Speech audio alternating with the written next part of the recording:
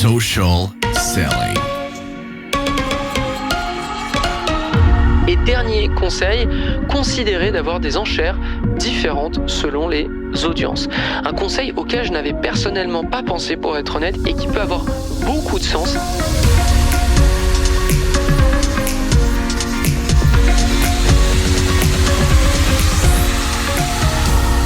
Bonjour à tous et bienvenue sur Social Selling, le podcast 100% Facebook Ads présenté par l'agence J7 Media. Je suis votre host, votre animateur, Antoine Dalmas, et on va être ensemble pour un sujet un peu précis. Alors que je préparais un workshop pour la J7 Academy, qui est notre service pour aider les médias buyers en publicité Facebook, je suis retombé sur le sujet des enchères publicitaires et après coup, j'ai pensé intéressant de vous faire un épisode un peu dossier sur le sujet. Pour les débutants, vous allez en apprendre pas mal sur Meta et son fonctionnement. Pour les plus avancés, j'ai parlé avec Meta pour obtenir quelques conseils afin d'améliorer notre taux estimé d'enchères gagnées. On aura, entre parenthèses, l'occasion de reparler de cette métrique un peu plus tard. Fin de la parenthèse, commençons. Sur Facebook Ads, vous gagnez une impression de votre publicité dans le réseau Meta dès lors que vous gagnez une enchère. Puisque vous n'êtes pas seul à vouloir faire de la pub, il faut bien trouver un moyen de vous départager. C'est pourquoi Meta se base sur 3 éléments. Le premier élément et un des plus importants, je dirais, l'enchère. C'est-à-dire l'offre définie par un annonceur pour cette publicité. Autrement dit, ce que l'annonceur est prêt à dépenser pour atteindre le résultat souhaité. Il existe plusieurs manières de gérer votre offre au cours d'une enchère. Et c'est l'optimisation que vous utilisez au niveau de la campagne ou du ad set, à savoir le lowest cost ou le coût le plus bas, c'est-à-dire celui qui favorise le volume de votre conversion, le volume de conversion plutôt, mais pas son coût. Ensuite, vous avez le cost cap ou limite de coût ou cost per result goal. Maintenant, je ne sais plus comment on l'appelle, mais globalement, c'est ça. Celui-ci va favoriser votre coût par acquisition moyen au détriment du volume, c'est-à-dire que en théorie, il ne dépense pas tant qu'il n'est pas certain de faire respecter votre coût moyen par acquisition. Ensuite, vous avez le bid cap où contrôlez le montant des enchères de Meta, ce qui, attention, n'est pas votre CPA, mais combien vous êtes prêt à payer au maximum pour battre les autres enchères. Là, c'est beaucoup plus technique et je vais vous le dire tout de suite, on ne l'utilise pas chez Meta. Et ensuite, vous avez d'autres optimisations autour de la valeur ou du retour sur investissement. Donc ça, c'était le premier élément. Ensuite, on va voir le taux d'interaction estimé, c'est-à-dire l'estimation des interactions ou conversions d'une personne provenant d'une publicité en particulier, autrement dit, les chances d'obtenir des résultats souhaités par l'annonceur. Dernier élément, la qualité des publicités. Donc là, ça va mesurer la qualité sur la base de sources diverses, telles que les avis des personnes consultant ou masquant la publicité. Effectivement, si quelqu'un masque votre publicité, ça va impacter sa qualité.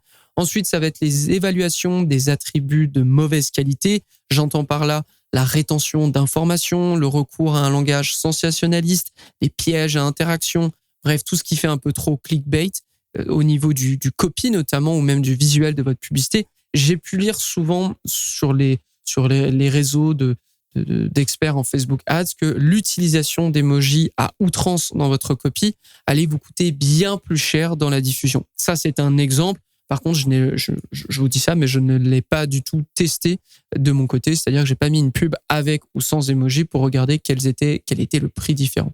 Donc, ces 3 facteurs, ils vous donnent un score que vous n'avez évidemment pas de votre côté, un score global, j'entends, et ils vous ouvrent les portes des enchères. On peut se dire plusieurs points déjà. Tout d'abord, on ne sait pas si ces 3 éléments ont des poids différents sur la note finale. Bien que je pense que l'enchère peut aider, elle n'ira pas au détriment d'une publicité qui impacte négativement l'expérience d'un utilisateur. Si c'est mauvais, Meta va simplement vous refuser la pub, peu importe l'enchère. Ensuite, une très bonne publicité, à l'inverse, ne pourra pas se battre avec une petite enchère contre d'autres avec de plus grosses, surtout dans des périodes critiques comme le Black Friday. Du moins, vous n'aurez pas le même CPA en bout de course parce que la pression va simplement augmenter et que la qualité seule ne fait pas tout.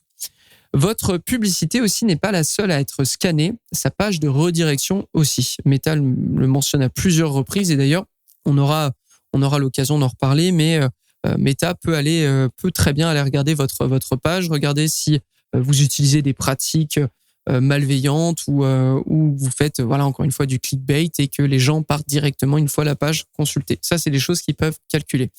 Et dernier point, bien qu'un tout nouvel annonceur n'ait pas d'historique, il est fort probable que l'algorithme se base sur vos données passées pour ses prédictions.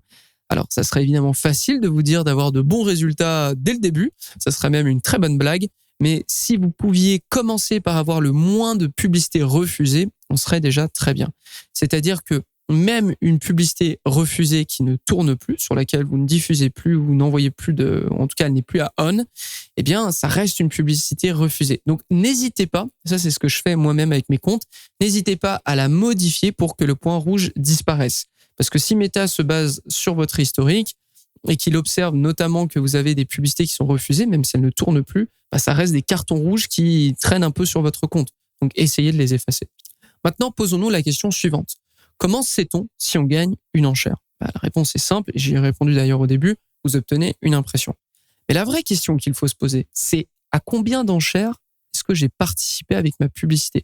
Donc, quel est mon taux de réussite dans les enchères ? Parce que si j'augmente le nombre d'enchères gagnées, j'augmente mon volume d'impression sans nécessairement augmenter le CPM, qui pourrait même diminuer, parce que si je gagne plus d'enchères, ça veut dire que je suis meilleur que les autres et Meta peut me favoriser. Et avec plus de volume en amont, eh bien, j'ai plus de conversions en bout de course. Eh bien là, je vais vous décevoir tout de suite. Meta ne répond pas à cette demande et c'est bien dommage.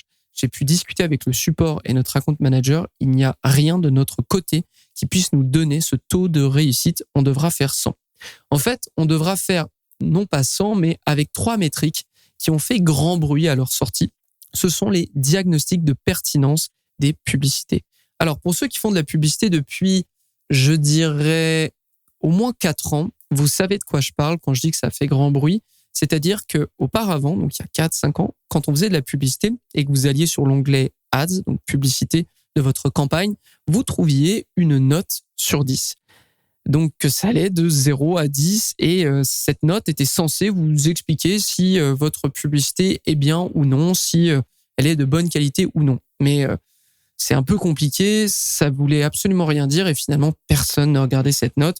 On préférait suivre, et c'est encore le cas aujourd'hui, des métriques comme le coût par clic, le taux de clic sur lien, le CPM, la fréquence, etc. Et ensuite, évidemment, les taux de conversion, les coûts de conversion, etc. etc. Et pour pallier à ce problème, Meta a complètement changé cette métrique et au lieu d'en avoir une seule qui rassemblait un peu tout et qui voulait pas dire grand-chose, eh bien, elle l'a fragmenté en 3 métriques qui sont les diagnostics de pertinence que vous trouvez à nouveau sur votre onglet Ads et qui sont les suivants. Vous avez le classement par qualité qui revient immédiatement à la 3e ou 2e élément qui vous donne une note pour les enchères, donc qui est la qualité des publicités. Donc là, en fait, vous avez juste ce classement. Cet indicateur, d'ailleurs, n'est disponible que pour les 35 derniers jours, ainsi que les autres que je vais vous donner. Donc, c'est intéressant de regarder assez régulièrement parce que si vous voulez revenir en arrière et voir quel était votre classement il y a 2 mois, 3 mois, ça ne sera pas possible. Ça ne vous donnera, si cette publicité elle est encore active, une note sur les 35 derniers jours. Donc, pas du tout les 2 mois, 3 mois derrière. Ensuite, vous avez le classement des taux d'interaction. Alors là, on parle des prévisions d'interaction sur la publicité. On revient à ce côté prévisionnel. Et ensuite, vous avez le classement des taux de conversion. Et là, on compare le taux de conversion prévu de votre publicité à celui des publicités concurrentes destinées à la même audience et visant le même objectif d'optimisation. Pour ces 2 derniers classements, ils ne sont pas disponibles pour le contenu dynamique, à savoir les publicités Catalog Sales, le DPA, donc Dynamic Product Ad, ou même le Dynamic Creative. Ce n'est pas non plus disponible pour les publicités qui sont dans des objectifs de branding ou qui utilisent des conversions personnalisées ou qui optimisent aussi sur la valeur. Donc c'est vraiment pour de la conversion standard, pour des publicités standards, vidéo, carrousel, image. Voilà, on va faire très très simple, mais ça ressemble à ça. Concernant les notes qu'on attribue à chacun de ces classements, on retrouve au-dessus de la moyenne, dans la moyenne, en dessous de la moyenne, 35% des publicités les moins bien notées, 20% des publicités les moins bien notées, 10% des publicités les moins bien notées. Donc vous avez compris, si vous êtes dans les 10% les moins bien notés, c'est que vous êtes vraiment au fond, au fond, au fond. Et Facebook nous dit aussi la chose suivante sur ces pages de support. Si vous passez de la barre du en dessous de la moyenne à dans la moyenne, ça aura beaucoup plus d'impact sur vos résultats que de passer de dans la moyenne à au-dessus de la moyenne. On comprend qu'une croissance importante est à prévoir si vous améliorez toutes vos publicités en dessous de la moyenne plus que vos publicités moyennes elles-mêmes. Et de ça, on en tire 2 choses. 1, ça reflète la volonté de Facebook de garantir un contenu de qualité pour ses utilisateurs plutôt que de montrer des publicités très peu engageantes qu'ils feront fuir à force. Il y a une volonté pour Meta de faire apparaître des publicités de façon native sur ces 2 plateformes. Qu'on le veuille ou non, les pubs sur Facebook et Instagram sont une forme de contenu. Et si ce contenu est mauvais, la plateforme va en pâlir. C'est pour cette raison que depuis que j'ai commencé la publicité Facebook, j'ai pu voir une amélioration de la qualité des publicités sur cette plateforme et surtout de moins en moins de publicités de très mauvaise qualité ou en tout cas vraiment clickbait et plus largement des spams ou même des arnaques, quoi, parce que Facebook va être très très très vigilant sur ce point. Deuxième point, pour le classement de conversion, vous êtes comparé à des annonceurs sur la même audience et le même objectif de conversion, mais ce n'est pas la même offre. Des propriétaires de chiens, par exemple, peuvent être ciblés par des e-commerce pour animaux comme des sociétés d'assurance pour animaux. Ce ne sont pas des concurrents directs, mais ils cherchent l'attention d'une même audience, donc rentrent en confrontation sur ce point. Il faut juste prendre un peu de recul. Meta n'a pas fait la liste de tous vos concurrents directs, c'est un petit peu plus large que ça. J'en profite aussi pour vous rabâcher que l'offre est un véritable game changer dans vos campagnes. Avoir une bonne offre peut battre beaucoup de choses et ça, c'est pas sûr que Meta puisse les différencier. Il peut analyser le contenu de votre page de redirection, quels sont les boutons cliquables, etc., comme on a pu l'observer, mais il peut pas vous dire « Ah tiens, cette offre de 20%, elle est meilleure que l'offre de 30% d'un autre compétiteur ». C'est pas le cas. Mais voyons un peu plus en détail ce que conseille d'ailleurs Meta pour chacun de ces diagnostics lorsque vous êtes inférieur ou égal à la moyenne. Commençons par l'indicateur de qualité, qui est très certainement l'indicateur le plus vague des 3 à mon sens. Mais c'est lorsqu'on s'attarde sur les optimisations à faire qu'on peut avoir une meilleure idée de son utilisation. Lorsque vous êtes inférieur ou égal à la moyenne sur cet indicateur, eh bien, il faut améliorer les visuels de votre publicité ou trouver une audience plus susceptible de trouver de l'intérêt dans votre contenu. Donc, l'indicateur de qualité a un rapport avec le visuel des pubs et l'audience avec laquelle il est diffusé. Indicateur d'interaction. Alors, celui-là est un peu moins opaque que le précédent et il prend en compte en fait des éléments que Facebook qualifie d'interaction. Donc, vous connaissez très bien les likes, les partages, les posts sauvegardés qui sont aussi très valorisés, commentaires, vues de vidéo si c'est une vidéo, clics, etc., etc. Et c'est là le point intéressant que je peux ajouter parce que en mars, je vous parlais d'un annonceur qui avait misé sur l'interaction générée sur ses publicités au lieu d'une offre agressive. Et on retrouvait avec ces nouvelles publicités qui poussent l'interaction, on retrouvait des taux plus élevés dans les 3 diagnostics sur cette nouvelle pub plutôt que celle avec l'offre qui soit n'était pas jugée, et ce qui peut arriver d'ailleurs, vous avez de la diffusion et pourtant il y a pas de note qui tombe, parfois ça arrive, et soit lorsqu'elle a été jugée était souvent moyenne voire en dessous. J'avais d'ailleurs calculé un coût par engagement visible, donc les likes, les commentaires, les partages, ce qui crée de la preuve sociale autour de votre publicité. Eh bien, ce coût par engagement visible était 3 fois moins élevé qu'avec la publicité qui poussait une offre. Et son CPA, donc son coût par acquisition, avait diminué en conséquence de $7 par rapport à son opposé qui poussait l'offre. Voilà, donc est-ce que augmenter drastiquement l'interaction sur votre publicité permet de vendre plus facilement ? La question est posée. Vous faites ce que vous voulez de cette information. En tout cas, ça a vraiment bien fonctionné pour cet annonceur, surtout que la publicité qui poussait de l'interaction ne proposait aucune offre agressive. Voilà, donc il y a de vraies questions à se poser à ce niveau-là. Concernant l'optimisation pour relever la note, parce qu'on était toujours sur les diagnostics de pertinence, eh bien c'est exactement pareil que pour le diagnostic précédent, à savoir travailler l'audience et les créatifs. Et Meta accentue cette fois davantage sur le rédactionnel. Rédactionnel, donc copie, titre, sous-copie ou sous-titre, je ne sais plus comment ça s'appelle, hook, etc. Et pour terminer, nous avons l'indicateur de conversion. Et là, le dernier indicateur est sûrement celui qui va vous intéresser le plus, sachant qu'on travaille surtout en conversion et on veut des achats, on veut des leads, etc.